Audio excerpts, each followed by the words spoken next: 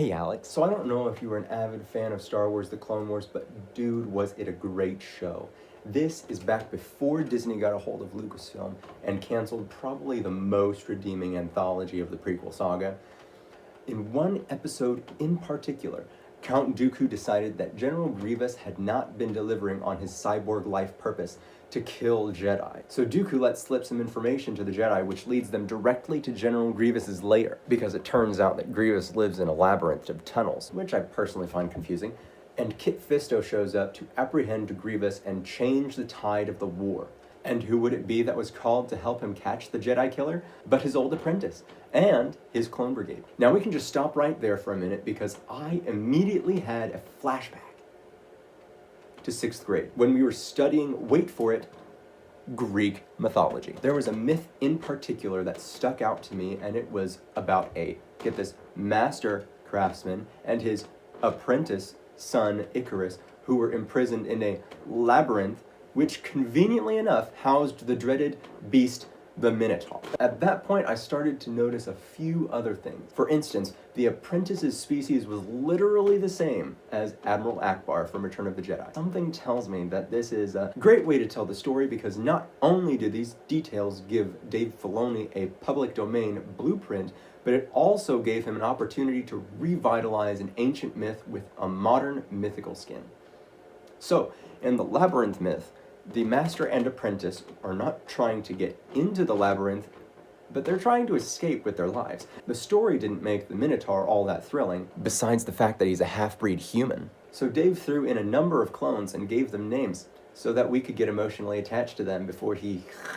Anyway, it turned out that Grievous had some security measures, and all he has to do to earn back the good graces of the Count is to kill the Jedi Master and apprentice. Easy peasy. Believe it or not, Grievous had a, get this, big-horned beast named Gore that wanders around the labyrinth.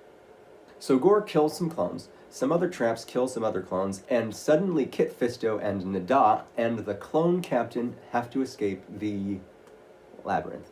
Yeah, it's basically the same as the myth. So Master Fisto and Nada get out the same way they got in, but General Grievous made things personal for Nada by killing his clones. This part is not in the Greek myth, but after the same master and apprentice escaped the labyrinth, they were still imprisoned on an island. The myth goes on to tell how the master and his apprentice Ichyrus built wings to fly off the island using beeswax as an adhesive. It turns out that beeswax melts in heat, so the master tells Ichyrus not to fly too high or else he will die.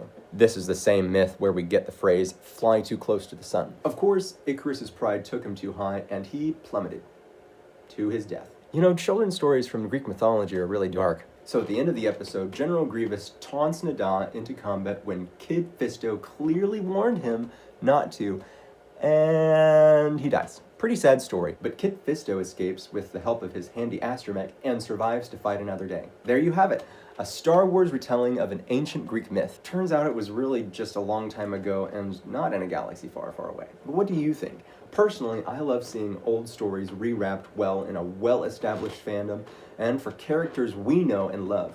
Honestly, writers don't necessarily need to start from scratch for their stories. I don't know how much schools teach ancient mythology nowadays, but something tells me it isn't nearly enough. So let me know what you think down in the comments below. Do you like this little tidbit about Greek myth? Does it ruin your image of Star Wars or Dave Filoni? Should modern entertainment writers keep borrowing from oldies storytellers? Don't forget to leave a like on the thingamajig and share the video if you didn't hate the video that much. But like and share it if you enjoyed it.